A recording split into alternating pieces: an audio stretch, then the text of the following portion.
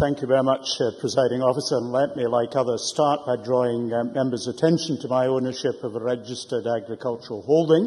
It is of a mere 3 acres and is used intermittently by a farming neighbour for his sheep. I derive no income or grants as a result of owning it.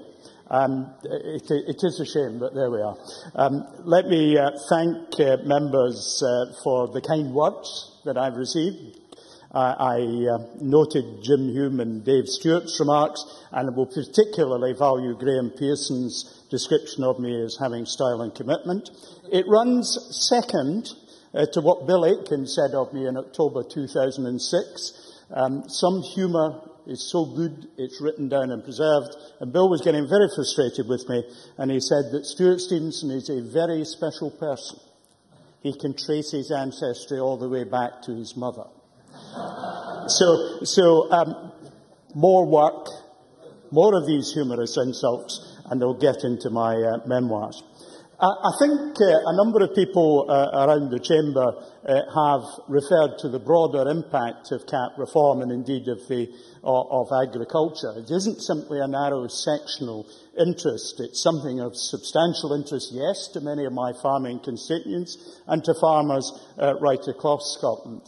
But there is a substantial economic multiplier associated with farming. There's a supply chain for equipment, labour, advice services, fertiliser, abattoirs, markets, veterinary services, and so much more. But the whole of Scotland actually depends on the environment of which our farmers are the custodians. The visible countryside is very little to do with nature, almost entirely to do with active, intelligent land management. And the Common Agricultural Policy of the European Union underpins land managers' ability to do their job. But however, it can also often be seen as running counter to good land management, which has been informed in local specific circumstances by long experience indeed. Let me refer to Jim Hume's amendment. I think it's a very important amendment because it captures something very important indeed, which you may not have realised I would interpret in the way I'm about to. It urges Scottish ministers to engage fully in negotiations to secure a sufficient transition period and a good deal for Scotland under new CAP. Now, all Scottish ministers who operate in Europe have very substantial engagement, and indeed I just did a wee sum during the course of this debate. In my period as a minister since May last year, I have spoken with ministers of 17 out of the 27 European Union members, and I'm sure the Cabinet Secretary will exceed that if he was to do similar sums, and that's true right across the case.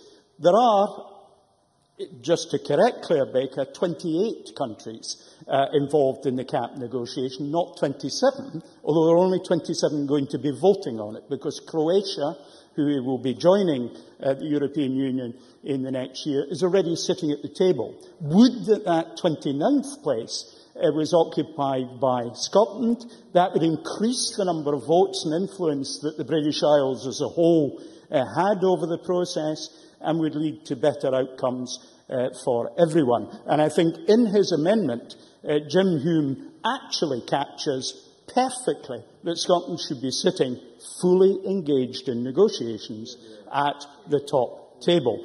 But of course, after the first election of a sovereign Scottish Government in 2016, then we can be engaged fully voting in the decision-making corridors of power.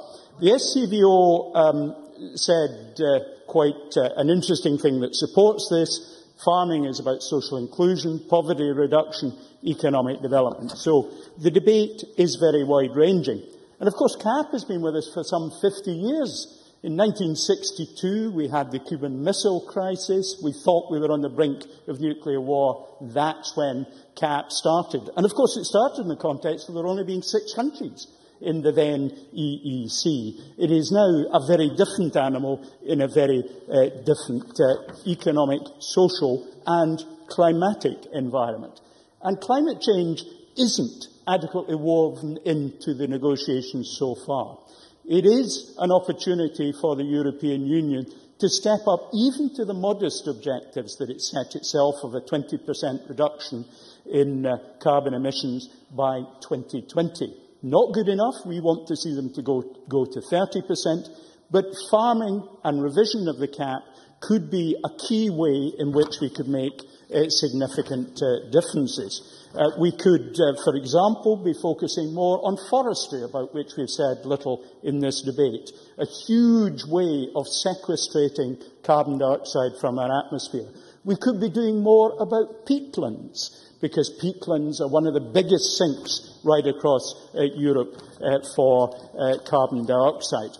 Dave Stewart mentioned the Bran Seer, who, of course, was condemned to death on Shannonry Point. The Bran Seer had actually something to say of this and prediction to make on the subject. The large farmers will be like sportful birds.